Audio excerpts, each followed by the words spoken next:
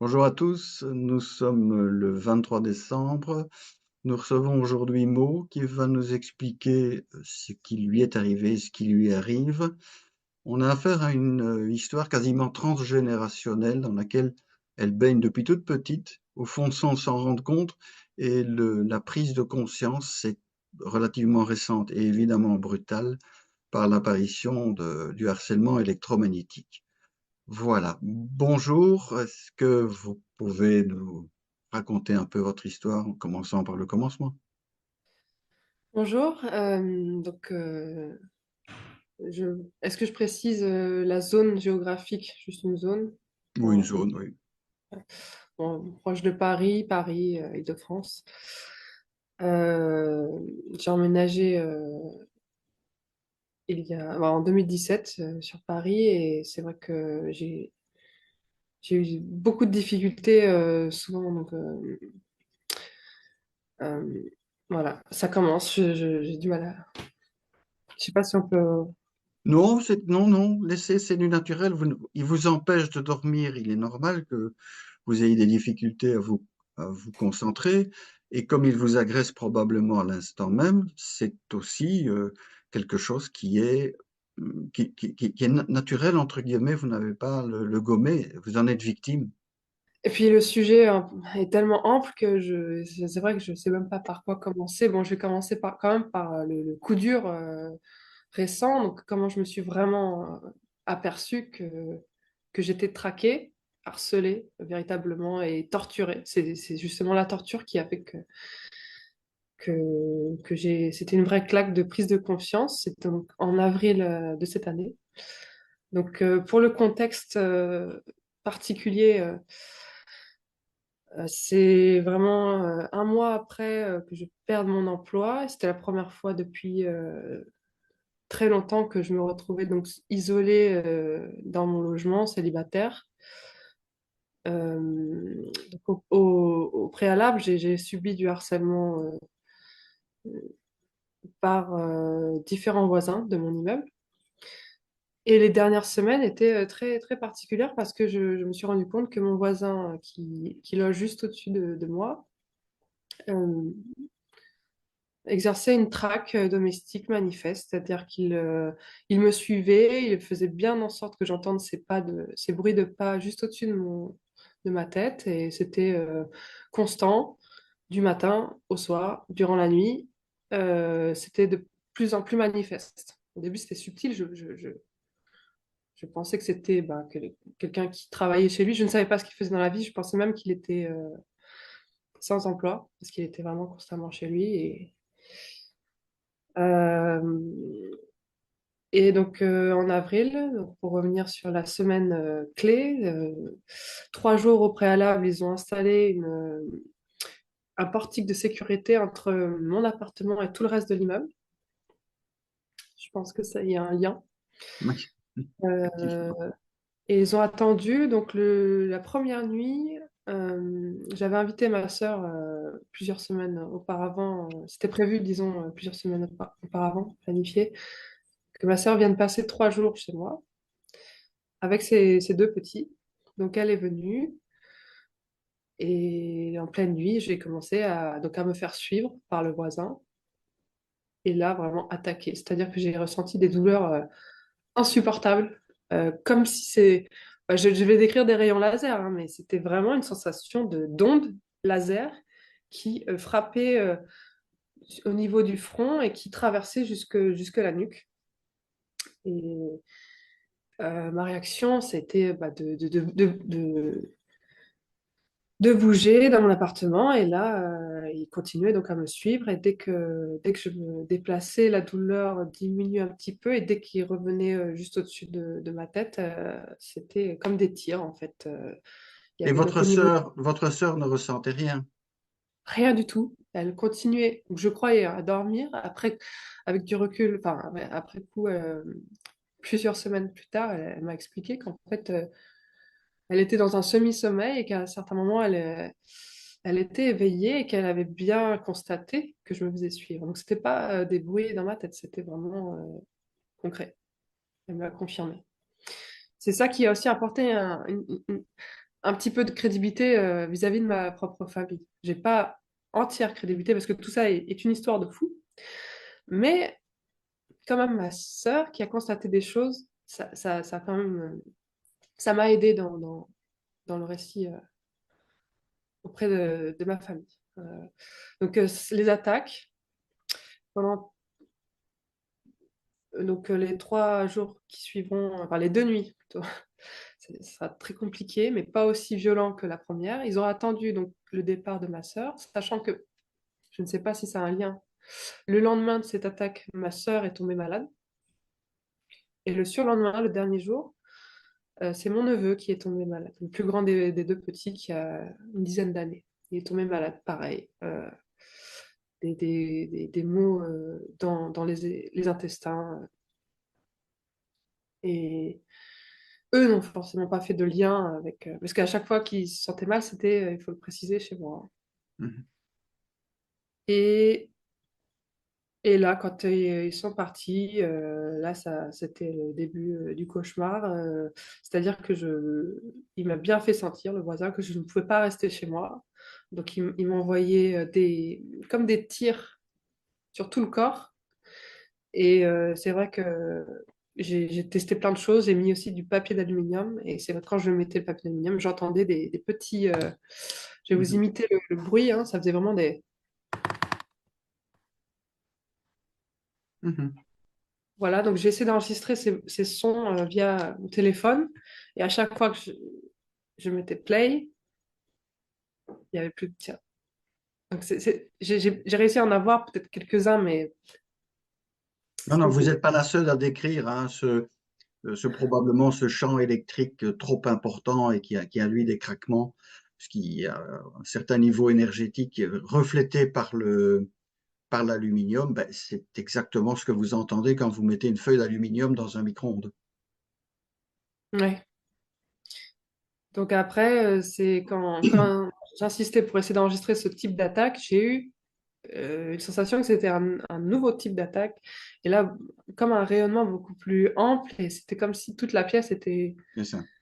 était remplie d'une onde, enfin, différente, mais ce qui faisait que je perdais conscience, j'avais du mal à tenir debout, et je sentais que si je restais là, je pouvais en avoir pour ma vie, et donc j'ai fui de chez moi.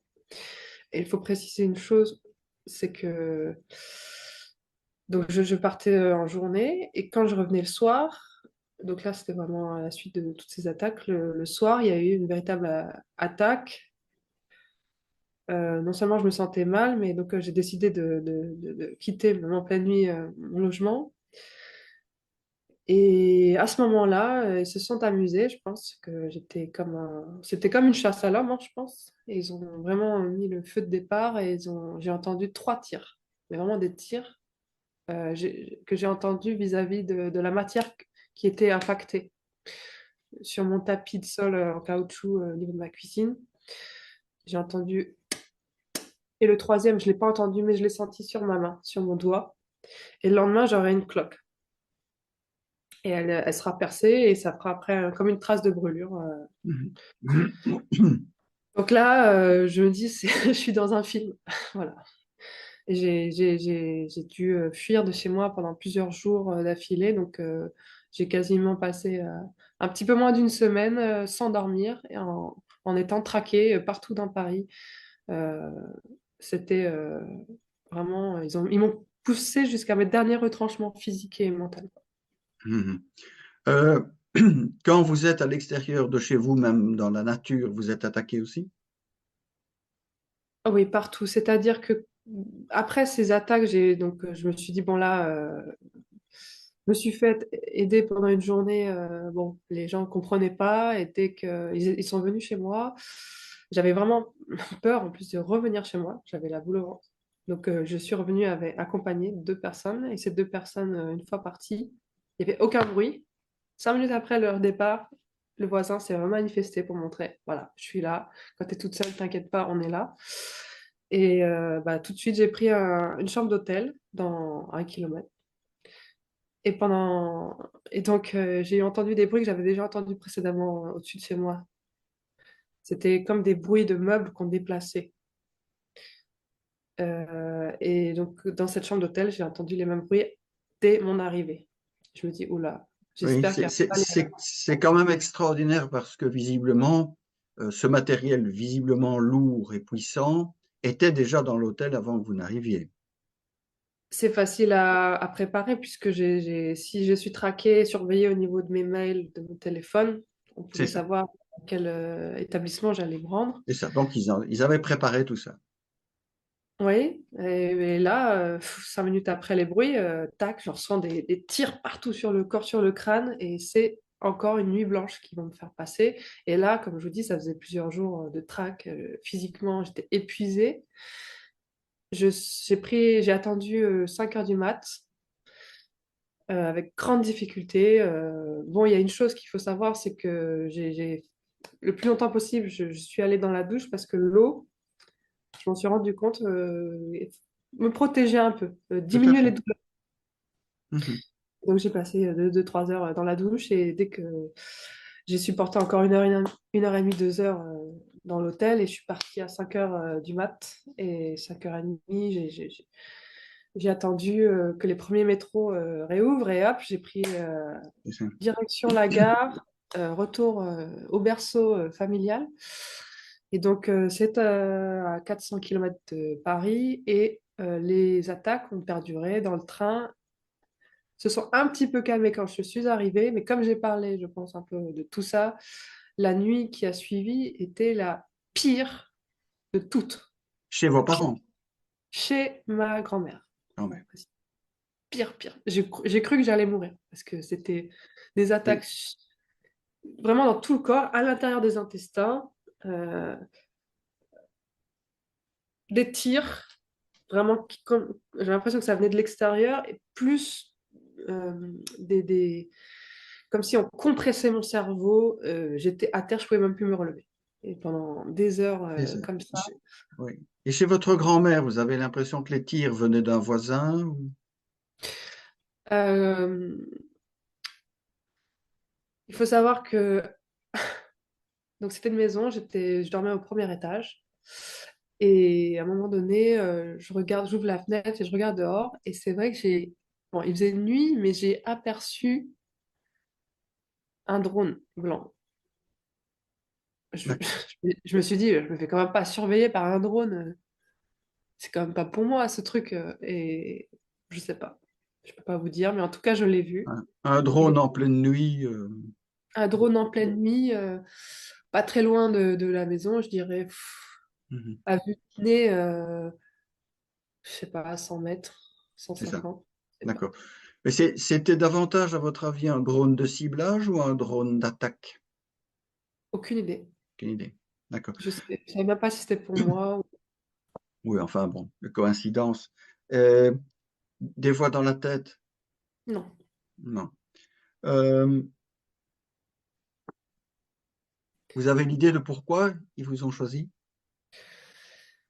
Je vais quand même, avant de répondre à cette question, vous préciser une chose qui peut être intéressante sur le plan logistique.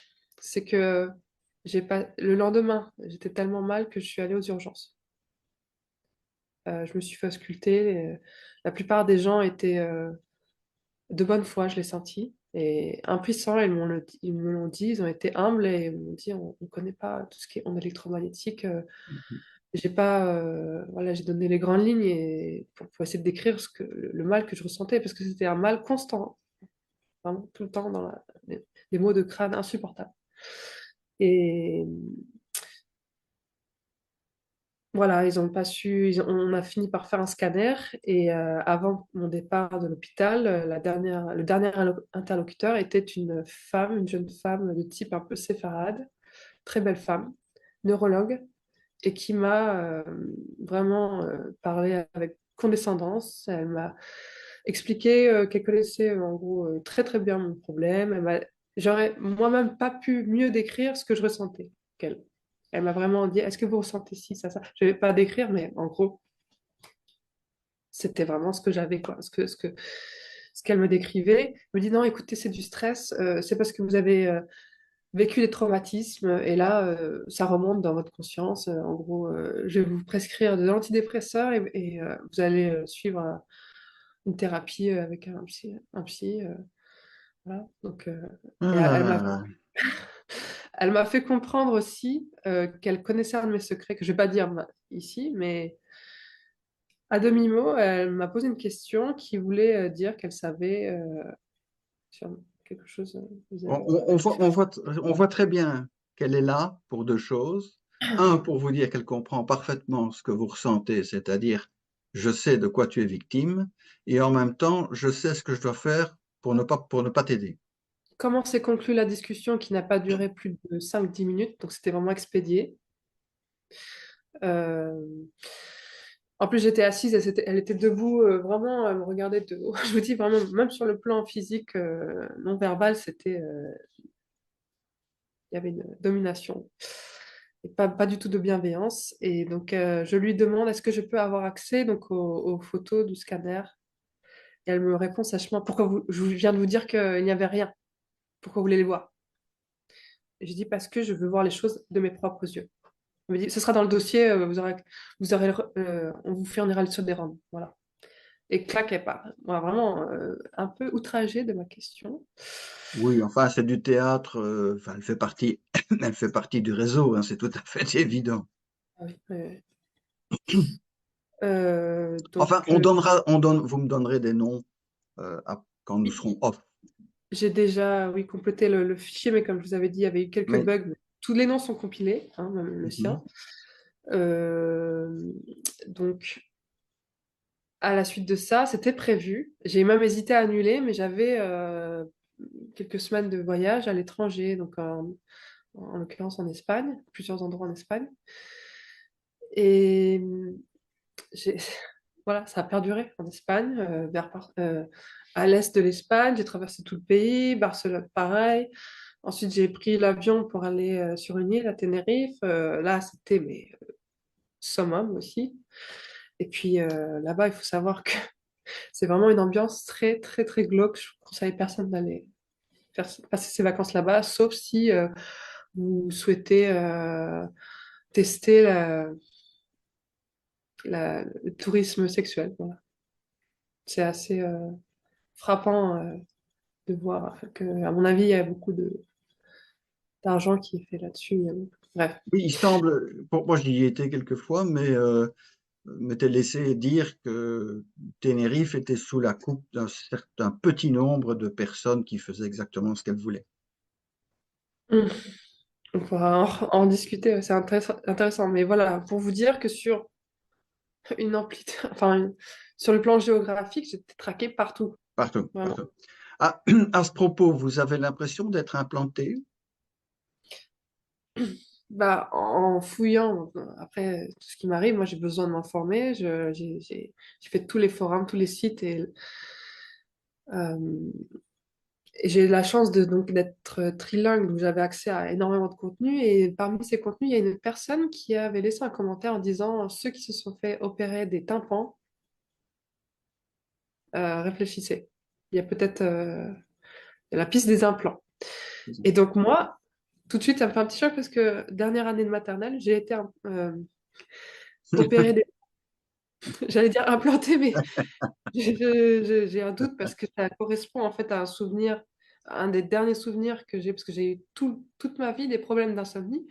Je mettais ça sur la coupe d'une anxiété naturelle.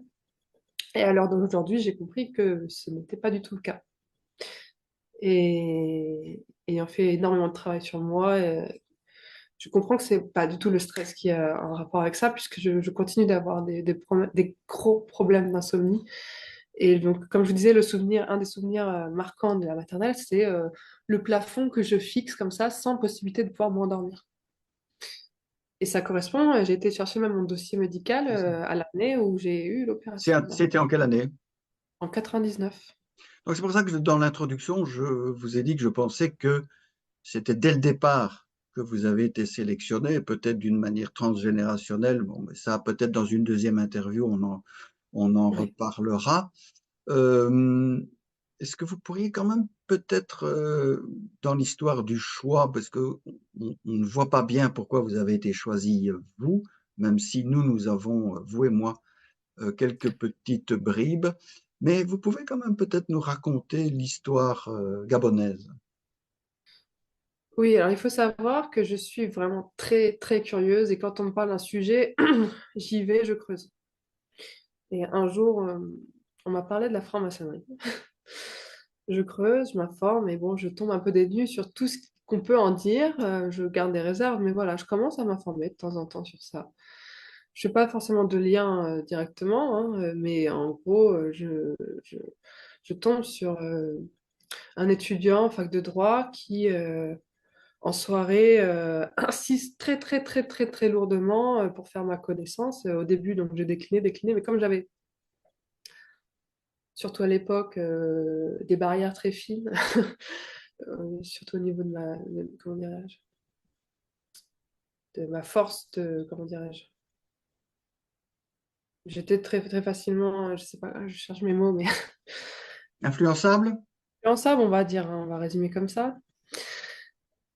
Cette personne finalement réussit à s'infiltrer dans ma vie et pour résumer, elle finit par réussir à venir chez moi au domicile familial et elle sait où j'ai caché toutes mes économies que j'avais laissées en espèces, que j'avais cumulées depuis des mois pour un voyage que j'avais prévu quelques mois après. Donc voilà, cet argent s'envole après son passage et ça se termine au commissariat. J'ai réussi finalement à... Alors c'est toute une histoire, vraiment, ça vaut le détour, mais en gros, il est tombé... j'ai eu finalement, entre guillemets, gain de cause sur le plan matériel, c'est-à-dire qu'il a fini en garde à vue et il a promis, bah, il a tout avoué, parce que j'ai fait un peu du bluff avant qu'il se fasse cueillir par les gendarmes. Je lui ai dit que mon oncle était gendarme, ça fait plusieurs semaines qu'on l'avait surveillé, qu'on connaissait toutes ces discussions, etc. Et en gros, il a tout avoué directement parce qu'il pensait que ce que je disais était vrai, je pense. Et il a avoué, il a signé, et, il avait un mois pour tout rembourser, il l'a jamais fait, et après c'était classé sans suite. L'excuse apportée par les institutions était qu'ils n'avaient pas réussi à trouver son adresse. Mais moi, je ne suis pas de la police, j'aurais réussi à le trouver, je pense. Oui, mais Et je cette pense aussi qu'il y personne, avait un élément, je vous interromps, désolé, euh, là-dedans. Donc, ce qui n'est pas étranger à ça, c'est que ce monsieur était j'allais vous le dire, fils de diplomate gabonais. est fils de diplomate, ambassadeur gabonais en France, et la police, quand je suis allée les relancer, m'ont clairement fait comprendre que si j'aurais jamais gain de cause, c'était parce qu'il avait la carte diplomatique. Il Tout fallait à pas fait. que Tout à fait. j'insiste en Mais fait. c'est ça. Mais en dehors de la carte diplomatique, on sait que le Gabon est, pardon, c'est le milieu dirigeant est complètement infecté de franc-maçonnerie. Et en tout particulier, comme d'habitude, la Grande Loge nationale française, puisqu'on la retrouve dans d'autres témoignages, comme celui d'Aurélie, donc dans la République du Congo, Brazzaville, et encore d'autres. Donc on voit bien les liens, et puis le témoignage d'Ahmed avec les services secrets marocains. On voit qu'entre l'ancien colonialisme français et la France métropolitaine, pays des droits de l'homme, rappelons-le, il y a un point commun, c'est la Grande Loge nationale de France. Voilà. C'est quand même des personnes qui se sentent, et moi, je l'ai bien perçu, hein, vraiment au-dessus des lois, quoi. Tout à fait, oui, oui, oui, oui. Même, je me souviens très bien qu'un jour, parce que ce sont quand même des gens parfois qui ont envie de parler de leur vie, mais il m'avait dit que je pouvais même pas m'imaginer tout ce dont ils étaient capables. Il m'avait pas, j'ai pas forcément tilté c'est qui il, mais je pense que il fait partie d'un il. Voilà. C'est ça. Euh, Évidemment, ça n'a pas amélioré vos relations avec ce garçon. Comme on voit bien qu'il est un intouchable, je suppose qu'il aura cherché à se venger et que papa, derrière, se sera fait un plaisir de dire au service secret français, voilà quelqu'un qui est déjà dans vos filets depuis longtemps. Et Vous mettez un niveau au-dessus là, sur celle-là. voilà, voilà, voilà, J'imagine très bien. mettez la gomme. Oui, malheureusement, je pense que la suite est là. Je pense que le tout début de l'histoire, malheureusement, il est un peu transgénérationnel, on en a parlé, mais le- la partie la plus dangereuse aujourd'hui. Et qu'est-ce que vous pensez que vous êtes l'objet d'expériences électromagnétiques ou que vous êtes carrément victime d'attaques destinées à vous liquider? Alors, je pense que bah, de fait, tout le monde est un cobaye potentiel sur le plan ingénierie sociale. Et moi, pour ma part, on m'a utilisé comme on a utilisé pour mon père, de voir ce que je pense, hein, ça c'est ma théorie, qu'on est tous profilés à un très très jeune âge.